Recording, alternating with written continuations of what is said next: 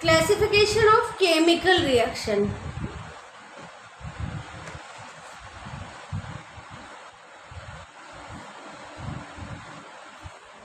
Classification of chemical reaction.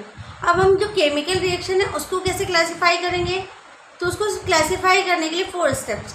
Change in state, पहले हम उसके स्टेट्स में चेंज करते हैं। कैसे, अगर हम अमोनिया लें तो अमोनिया जो है वो हमारा गैसियस स्टेट में होगा, और हाइड्रोक्लोरिक एसिड लें तो वो भी हमारा गैसियस स्टेट में होगा। अब अगर हम इन दोनों को मिक्स कर देते हैं तो हमारा नया सब्सटेंस फॉर्म होगा, वो होगा अमोनियम क्लोराइड मीन्स NH4Cl। और NH4Cl कैसा होगा, उसकी स्टेट जो है वो चेंज होगी, सॉलिड स्टेट में होगा। हमने यहाँ पे गैसियस स्टेट और गैसियस स्टेट को मिक्स किया और यहाँ पे हमें सॉलिड स्टेट फॉर्म होगी, ये होगा हमारा change in state. Next change in colour, BaCl2 barium chloride plus Na2SO4, इन दोनों को जब हम मिक्स करते हैं तो हमें क्या फॉर्म होगा, बेरियम सल्फेट फॉर्म होगा और सोडियम क्लोराइड फॉर्म होगा।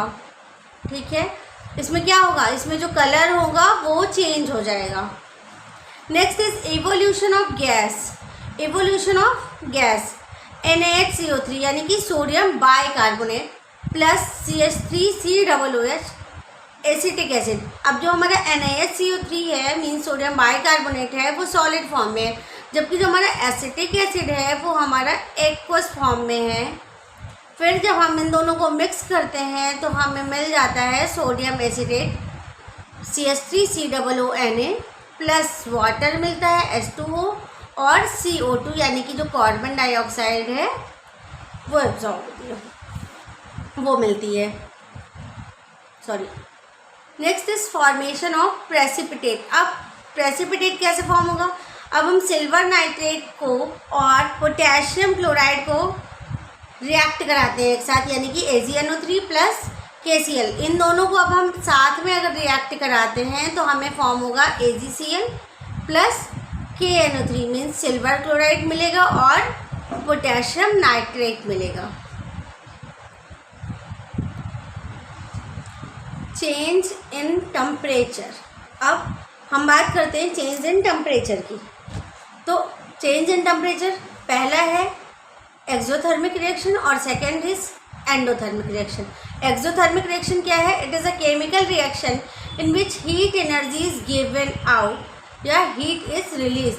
ऐसी केमिकल रिएक्शन जिसमें हीट एनर्जी जो है या हीट जो है वो रिलीज होती है केमिकल रिएक्शंस के थ्रू, उसको हम लोग बोलते हैं एक्सोथर्मिक रिएक्शन। हीट रिलीज होती है, CaO calcium oxide plus H2O, इन दोनों को जब हम आपस में रिएक्ट कराते हैं तो हमें मिलता है calcium hydroxide plus heat release होगी, CaOH twice calcium oxide, calcium hydroxide का फॉर्मूला है प्लस हीट। फिर second is endothermic reaction. Endothermic reaction में क्या होगा, जो हीट है वो एब्जॉर्ब होगी। इट मीन्स कि एक्सोथर्मिक रिएक्शन है heat is released and endothermic reaction heat is absorbed. Endothermic reaction में क्या होगा, कैल्शियम कार्बोनेट CaCO3 जब हम इसको गर्म करते हैं या जब हम उसको हीट करते हैं तो हमें CaO मिलता है प्लस CO2 मिलता है, यानी कैल्शियम ऑक्साइड मिलता है और कार्बन डाइऑक्साइड मिलता है। और इस रिएक्शन में जो हीट है वो हीट एब्जॉर्ब हो रही है, हम इसको गर्म कर रहे हैं तब हमें ये प्रोडक्ट मिल रहे हैं। Exothermic and endothermic is not just limited to heat energy, it considers energy. Means exothermic और एंडोथर्मिक रिएक्शन जो है वो सिर्फ लिमिटेड नहीं है हीट एनर्जी के लिए, ये कंसीडर भी करती है एनर्जी को। For example burning of gas. अब बर्निंग ऑफ गैस क्या है, एक्सोथर्मिक रिएक्शन है। कैसे, CH4 गैसियस फॉर्म में है और ऑक्सीजन 2O2 वो भी गैसियस फॉर्म में है। हम इन दोनों को रिएक्शन कराएंगे तो क्या फॉर्म होगा, CO2 मिलेगी हमें गैसियस फॉर्म में ही मिलेगी, 2H2O मिलेगा प्लस हीट और लाइट एनर्जी जो है वो रिलीज होगी, heat and light energy release होगी। नेक्स्ट आता है हमारा रेस्पिरेशन। Respiration exothermic reaction.